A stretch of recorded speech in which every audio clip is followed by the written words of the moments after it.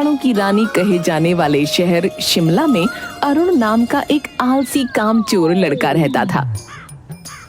अरे ओ कामचोर, अरे जरा घड़ी तो देख, 11 बज चुके हैं और तू अभी भी बिस्तर में ही पड़ा है? अरुण रुद्र सिंह की बात को अनसुनी करके फिर से करवट बदलकर सो जाता है।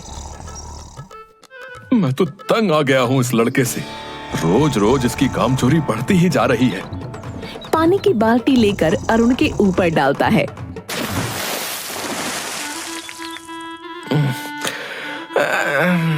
क्या बापू सोने भी नहीं देते?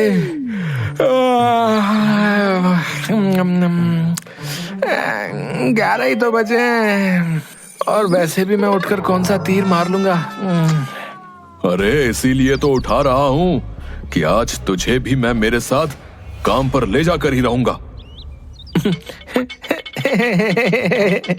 क्या काम? और मैं? आपका दिमाग तो ठिकाने पर है। और वैसे भी बाप के होते हुए बेटा काम करे शोभा देता है क्या? अरे मेरी फूटी किस्मत, अरे तेरे जैसा बेटा मिलने से तो अच्छा था कि मुझे कोई औलाद ही ना होती। सिर्फ मुझे पता है कि मैं तुझे कैसे झेलता हूँ। अरे तो आपको कहा ही किसने मुझे झेलने के लिए? बताओ। देखना, जिस दिन मैं नहीं रहा ना, देखना उस दिन तुम बहुत पछताओगे। अरे क्या पछताऊंगा हैं? दिन भर ताने ही मारते रहते हो। किसी दिन आपसे परेशान होकर मैं खुद ही घर छोड़कर चला जाऊंगा, समझे? फिर आपको मेरी अहमियत समझ में आएगी, समझे? अच्छा, घर छोड़कर जाएगा है? फिर उसका हाथ पकड़कर घर से बाहर निकाल देता है। अरे अरे अरे अरे क्या कर रहे हो? हैं? बुढ़ापे में सठिया गए हो क्या? हैं? तुझे घर छोड़कर जाना था ना, अब जा। और खबरदार, अगर मेरे घर में तूने एक कदम भी रखा तो तेरी टांगें तोड़ दूंगा मैं। ठीक है, तो मैं भी अब कभी भी आपके घर पर कदम नहीं रखूंगा। मुझे भी कोई जरूरत नहीं है तेरे जैसे निकम्मे बेटे की। जा, निकल जा मेरे घर से, और कभी मुझे अपनी शक्ल भी मत दिखाना, समझा? फिर अरुण गुस्से में वहां से चला जाता है। अब मैं कभी भी उस खूबसूरत बुढ़े के घर पर नहीं जाऊंगा, चाहे जमीन आसमान एक ही क्यों ना हो जाए। अब मैं इतनी दूर चला जाऊंगा कि वो बुढ़ा चाहे तो भी मुझे नहीं ढूंढ पाएगा। पर उन्हें मेरे होने ना होने से क्या फर्क पड़ता है? उन्हें तो अपने काम से ही मतलब है। और वैसे भी मैं अब तंग आ चुका था उनकी रोज रोज की चिक चिक से।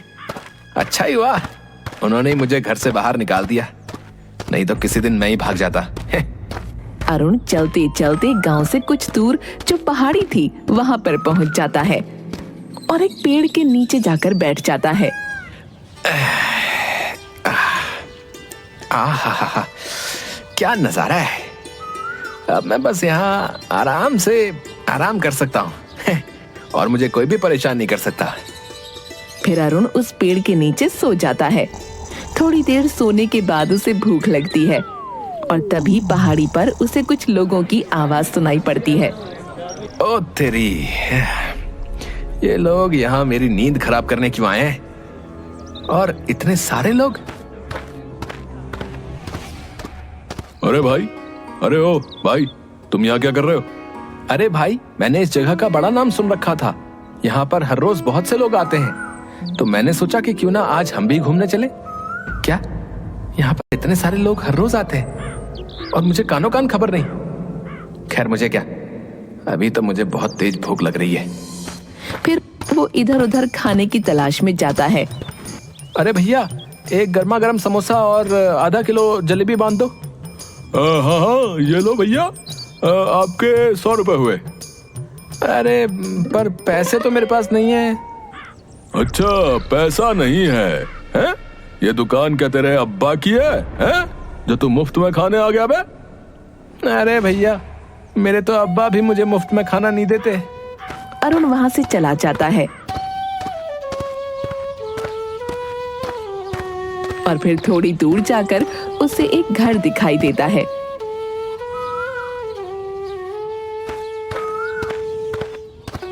अरे भाई, कुछ खाने को मिलेगा क्या? अरे ओ, भीख मांगनी है तो कहीं और जाकर मांग। इतना हट्टा कट्टा तो है, कुछ काम धाम ही कर ले। आ जाते हैं सुबह सुबह मुंह उठाकर। अच्छा ठीक है भाई, खाना नहीं तो कम से कम थोड़ा पानी पिला दो। ठीक है।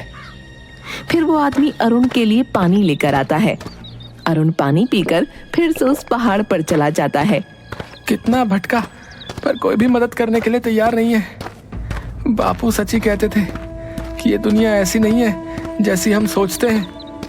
यहाँ जब तक किसी को काम नहीं पड़ता तब तक कोई किसी की मदद नहीं करता। एक दो दिन वो ऐसे ही बिना खाए पिए रहता है। आज तो 2 दिन हो गए, पेट में कुछ भी नहीं गया।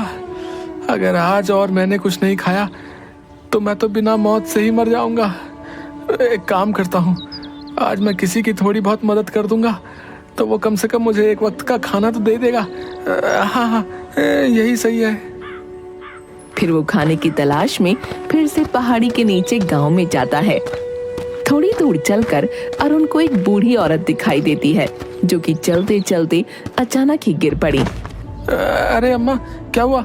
मैं तुम्हारी मदद किए देता हूँ। फिर अरुण उस बूढ़ी औरत को उसके घर तक छोड़ देता है और उसकी खाट के पास बैठ जाता है। अम्मा, क्या हुआ? अचानक तुम गिर कैसे गई? अरे बेटा कुछ नहीं, वो बस थोड़ा चक्कर आ गया था। आपके बेटे और बहू दिखाई नहीं दे रहे? वो कहीं काम से गए हैं। अच्छा, उनके आने तक मैं यहीं रुक जाता हूँ। अरुण को भूख के आगे कुछ नहीं दिखाई दे रहा था। अच्छा अम्मा, कुछ खाने को मिलेगा? बूढ़ी औरत अपने पल्लू में से थोड़े से रुपए निकालती है और अरुण को देते हुए, बेटा मेरे पास तो बस इतने ही पैसे हैं, इसमें जो भी मिले वो ले आना। सिर्फ 20 रुपए? इसमें क्या आएगा? हाँ, एक काम करता हूँ, मैं मैगी लेकर आ जाता हूँ। वैसे भी जोरों की भूख लग रही है तो जल्दी भी बन जाएगी और पेट भी भर जाएगा। हाँ। अरुण मैगी ले आता है तो देखता है कि अम्मा चाय बना रही थी। अरे अम्मा, तुम्हारी तबीयत? बेटा मुझे तो आदत है। ला, क्या लेकर आया है? अम्मा, मैगी। ला, मैं फटाफट मैगी बना देती हूँ। हाँ अम्मा, बहुत जोरों से भूख लग रही है, हम दोनों मजे से खाएंगे। मैगी बनाने में अरुण उस बूढ़ी औरत की मदद करता है और बूढ़ी औरत भी उसे बातों बातों में मैगी बनाना सिखा देती है। बूढ़ी औरत मैगी बना देती है और दोनों मैगी के साथ साथ चाय का भी आनंद लेते हैं।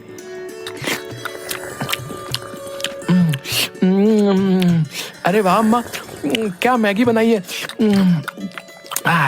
ऐसी मैगी तो मैंने आज तक नहीं खाई। फिर दोनों मजे से चाय और मैगी खाते हैं।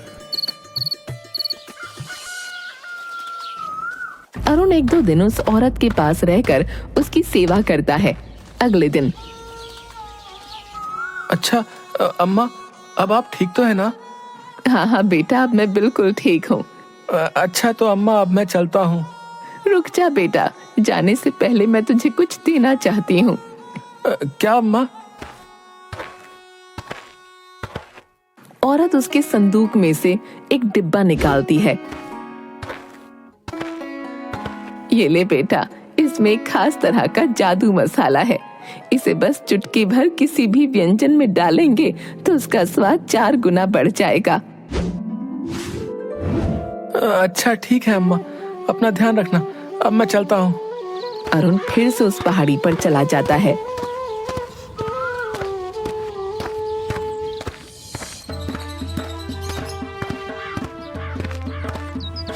आहा, इसमें से तो बहुत ही अच्छी खुशबू आ रही है, पर इतने मसाले को लेकर क्या मैं ढाबा खोलूंगा? हाँ, ये तो बहुत ही अच्छा आइडिया है, पर ढाबा किस चीज का खोलूं? वैसे भी मुझे तो कुछ बनाना ही नहीं आता।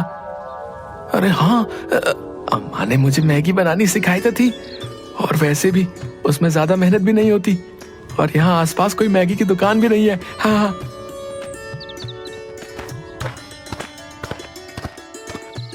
फिर अरुण अपने हाथों की चांदी की अंगूठी बेच देता है।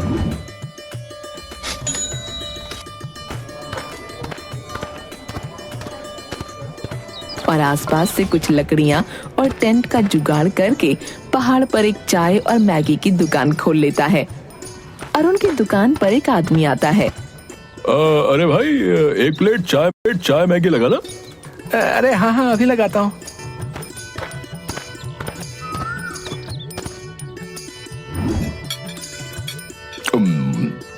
अरे वाह भाई, कुछ भी कहो, पर ऐसी जगह पर चाय और मैगी खाने का तो मजा ही अलग है। हाँ। एक दो दिन तो उसकी दुकान अच्छे से चलती है, पर तीसरे दिन अचानक बहुत तेज हवा चलने लगती है और उसका टेंट उड़ जाता है। अरे अरे अरे मेरा टेंट। फिर अगले दिन वो ऐसे ही खुले आसमान में अपनी दुकान डाल लेता है। अब हवा आए तो आने दो, मुझे कोई फिक्र नहीं, ना टेंट उखड़ने की समस्या और ना ही कुछ। अचानक से घने बादल छा जाते हैं और बारिश शुरू हो जाती है। अरे थोड़ी देर पहले तक तो मौसम पूरा साफ था, अचानक बारिश मेरा पूरा खाना खराब कर दिया। हे प्रभु, ये कौन सी परीक्षा ले रहा है तू? कहाँ मैं ऐसो आराम से अपनी जिंदगी जीता था और अब एक एक पैसे के लिए तरसना पड़ रहा है। फिर वो अपना बचा खुचा सामान लेकर पास ही के घर में मदद मांगने पहुंच जाता है।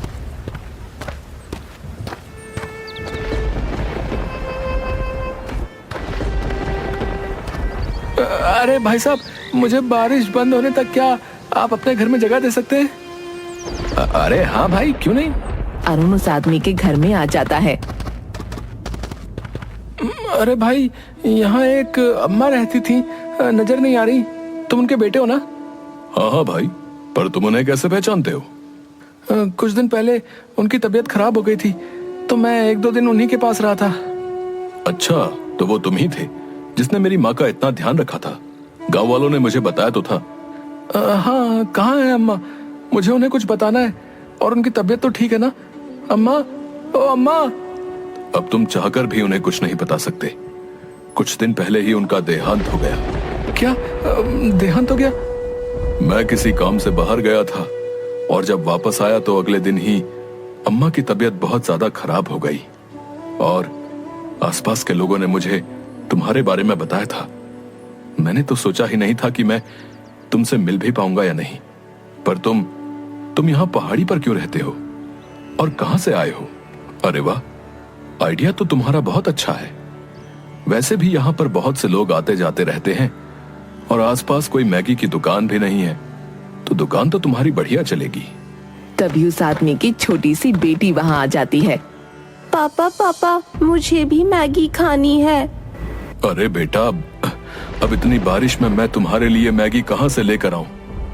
अरे भाई साहब, मेरे पास जो है थोड़ी सी मैगी बची है, आप इस बच्ची को वो खिला दीजिए। पापा, आप भी खाकर देखिए।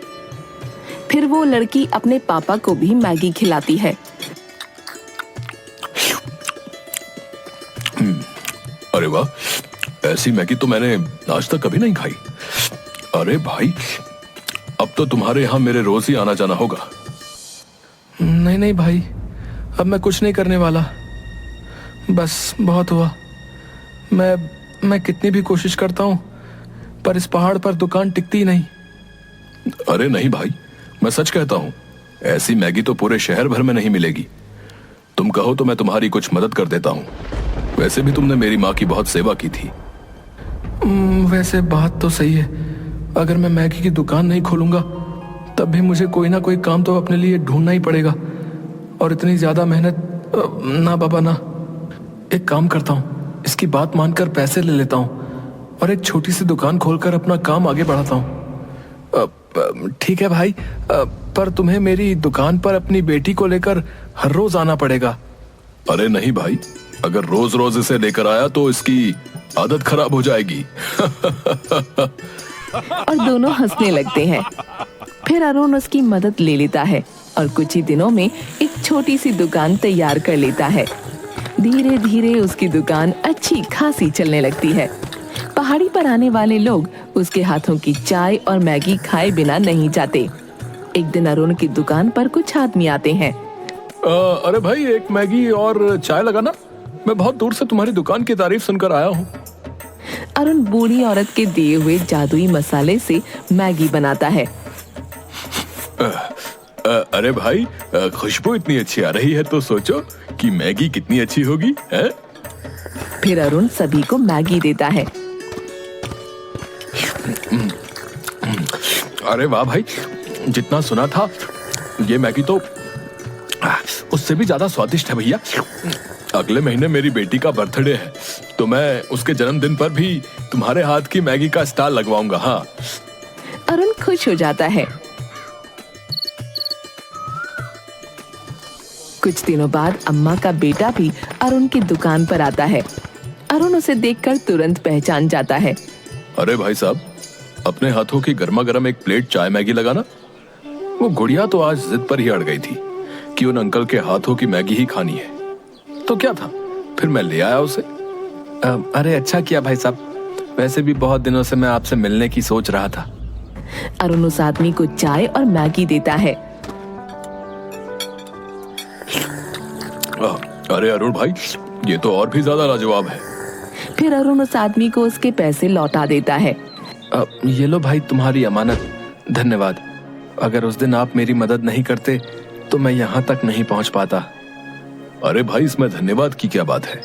आपने मेरी माँ की इतनी सेवा की, तो इसके आगे तो मेरी मदद कुछ भी नहीं। अरुण की दुकान अब आसपास के गांव में फेमस हो गई थी। उसने अब अपनी दुकान में अलग अलग तरह की मैगी बनाना शुरू कर दी थी और धीरे धीरे करके उसने एक ढाबा बना लिया। और अब उसने अपनी मदद के लिए कुछ आदमी भी लगा लिए थे। एक दिन कहाँ मेरी जिंदगी बिल्कुल निकम्मे जैसी थी और आज मैं एक ढाबे का मालिक हूँ। बापू सही कहते थे, पर अब उनके सामने जाने की हिम्मत ही नहीं होती। पर सच में उनकी बहुत याद आती है।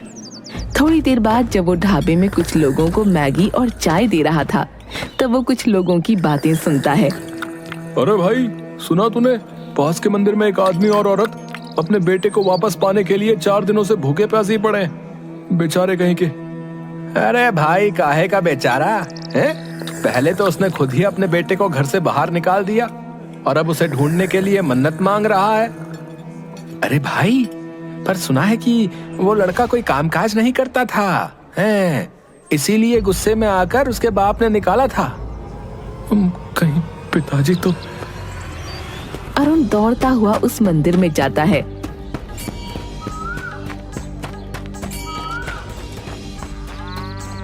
मंदिर में पहुंचकर एक आदमी औरत को देखता है जो कि भूखे प्यासे मंदिर में बैठे थे। अरुण अपने पिता के पास जाकर उन्हें गले से लगा लेता है। रुद्र सिंह और अरुण दोनों की आंखों में आंसू होते हैं। रुद्र सिंह खड़ा होकर अरुण को गले से लगा लेता है। मुझे माफ कर दे मेरे बच्चे, मैंने तुझे दर बदर की ठोकर खाने के लिए घर से बाहर निकाल दिया। नहीं बापू, अगर उस दिन आप मुझे नहीं निकालते तो मैं इतने बड़े ढाबे का मालिक ना होता। मुझे माफ कर दो बापू, मैंने आपकी बात नहीं मानी। क्या ढाबे का मालिक? हाँ हाँ बापू, मैंने पहाड़ पर एक मैगी का ढाबा खोला है और फिर रुद्र सिंह को सारी बातें बताता है। मैंने तुझे कहां कहां नहीं ढूंढा। चल अब घर चल। अरे बापू, पर आप पहले मेरे ढाबे पर तो चलिए। फिर अरुण अपने माँ और बाबा को ढाबे पर लेकर जाता है।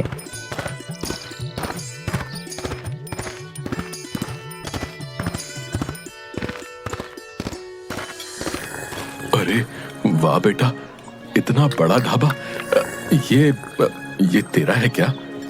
हाँ बापू, हाँ, ये मैंने अपनी मेहनत से खड़ा किया है। मुझे हर पल आपकी बहुत याद आई। फिर रुद्र सिंह अरुण को गले से लगा लेता है। मुझे तुझ पर गर्व है मेरे बच्चे। अब चल, घर चल। तेरे बिना घर जैसे काटने को दौड़ता है। हाँ, देख कितना दुबला हो गया है।